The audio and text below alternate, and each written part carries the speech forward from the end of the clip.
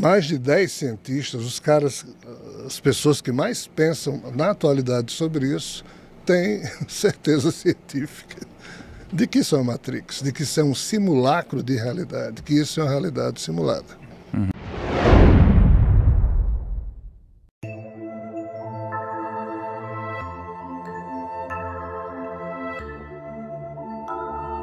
Qual a sua avaliação sobre isso?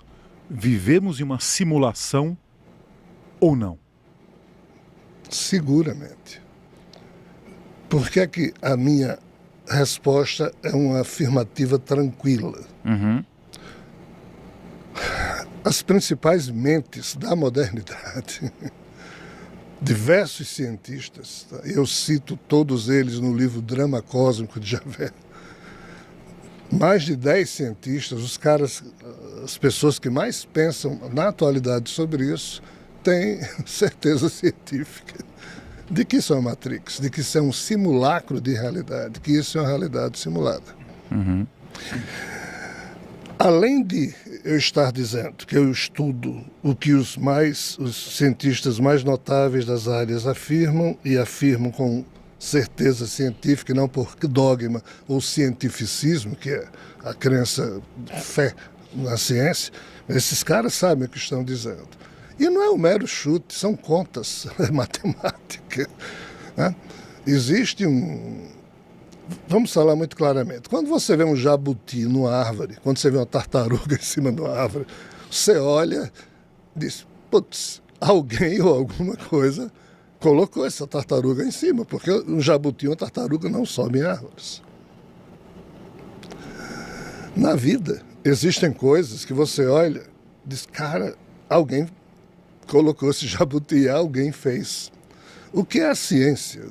A ciência é algo que cria métodos para perceber. Os jabutis também em cima da árvore descobrir. Se o jabuti está lá, tá, é um fato. Fato não se discute. Como é que ele chegou lá?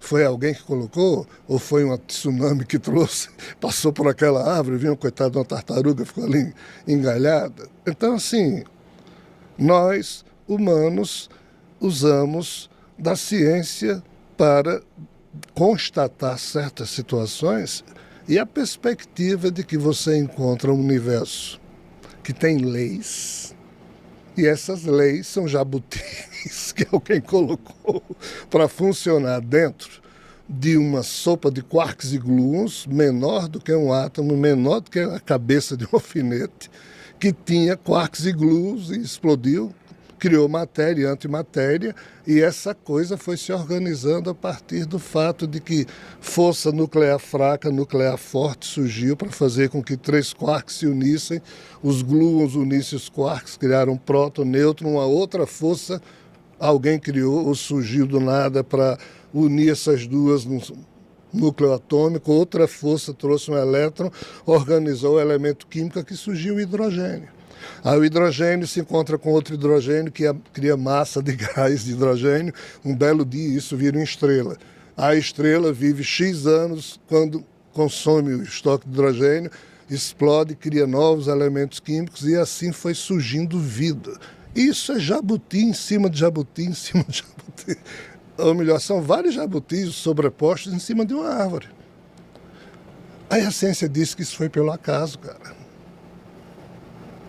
Então, os próprios cientistas, na ausência de uma resposta para certas situações, terminam eles próprios puxando o tapete do método científico, da constatação, aí dizem, não, foi um acaso. Na perspectiva de constatar que isso é uma realidade simulada, ainda bem que eles não foram por aí, conseguiram provar, sim, não há mais dúvida científica. Aí quando você compara a certeza científica com os compêndios mais antigos da realidade, que a gente chama hoje de mitologia, aí é que a coisa fica feia ou bonita. Porque dezenas de mitologias dizem o quê? Não existia nada. Alguém pôs um ovo, esse ovo cósmico se quebrou, surgiu o Yin, o Yang, ou seja, os dois universos. Isso aqui é realidade simulada, ou seja, alguém criou um ovo. ovo do nada, e esse ovo, quando se partiu, já partiu com leis que começaram a organizar tudo. Isso é jabuti em cima da árvore. Alguém, ou um princípio qualquer, criou isso. Então, a certeza da realidade simulada que os cientistas têm, que eu tomo para mim como também sendo algo em que eu acho que efetivamente eles têm razão, também se harmoniza com o que os espíritos falam, com o que seres do universo vizinho falam, que eles sabem dessa história. Então, sim, respondo a você com tranquilidade. Eu, Rogério, parto do pressuposto que isso aqui é uma realidade simulada, sim. Ponto. Mas é uma realidade simulada em que nível, exatamente? Aí nós teríamos que ir para conceitos difíceis de a gente abordar rapidamente, que é a questão de subjacência e adjacência. Para a gente entender isso, a gente teria que tomar como base algo que os espíritos falaram, porque é a única coisa lógica que eu tenho para poder me referir à sua pergunta. Na revelação espiritual que Allan Kardec codificou no segunda metade do século XIX, é dito no Livro dos Espíritos e na revelação espírita, né, que antes desse universo existir, já existia algo, entre aspas, pré-existente, desculpe a redundância, que seria a espiritualidade superior. O paraíso, algo incriado que já ali estava. E que a partir disso é que tudo mais surgiu. Então nós temos aqui uma realidade âncora que sempre existiu. E a partir disso, desdobramentos de colapso quântico foram transformando porções de energia em coisas colapsadas, e coisas colapsadas é o que a gente chama de realidade simulada ou de Matrix. Então, quando surge uma Matrix ou uma faixa de realidade que não é eterna, que foi criada em algum momento ou que surgiu em algum momento, isso aqui é uma realidade subjacente em relação à realidade âncora que já existia. Aí quem mora nessa matrix que foi criada, olha assim para trás e se perceber a realidade espiritual, diz lá é a realidade âncora. Então nós somos uma realidade subjacente a eles. Quem está lá, olha e diz, nós somos a adjacência dessa. Né? Aí se nós aqui resolvermos um dia no laboratório criar uma outra faixa de realidade que vai colapsar e para nós fica sendo um pontinho, mas para quem está lá dentro tem toda uma incomensurabilidade, essa realidade vai ser uma realidade subjacente à nossa e a nossa é uma realidade adjacente a essa. Ou seja, aí depende do desdobramento do colapso quântico. É isso que se tem para se organizar o pensamento humano para falar sobre uma possível resposta à sua pergunta. Esse é o pensamento para você ir percebendo. Então, nessa perspectiva, quando você vê Urântia dizendo, olha, havia uma ilha central, um universo central a partir do qual os outros, ou seja, diversas revelações trazem essa noção de que há um centro eterno, ou incriado, ou mais velho, ou anterior, e a partir daqui alguém ou algo produziu. O quê? Uma nova faixa de realidade que antes não existia. Voltando à primeira pergunta que você fez, os maiores cientistas que eu lhe disse sobre realidade simulada, nos quais eu me apoiava, né, eles não pensam que foi nem um acaso, nem Deus que criou.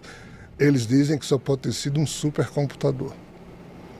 Aí eu, nas minhas reflexões, penso, eles ainda não pensaram o suficiente sobre a perspectiva do conhecimento espiritual, que supermentes, que superconsciências no campo da divindade pode existir, mas como cientista não fala em divindade, então eles não vão por aí.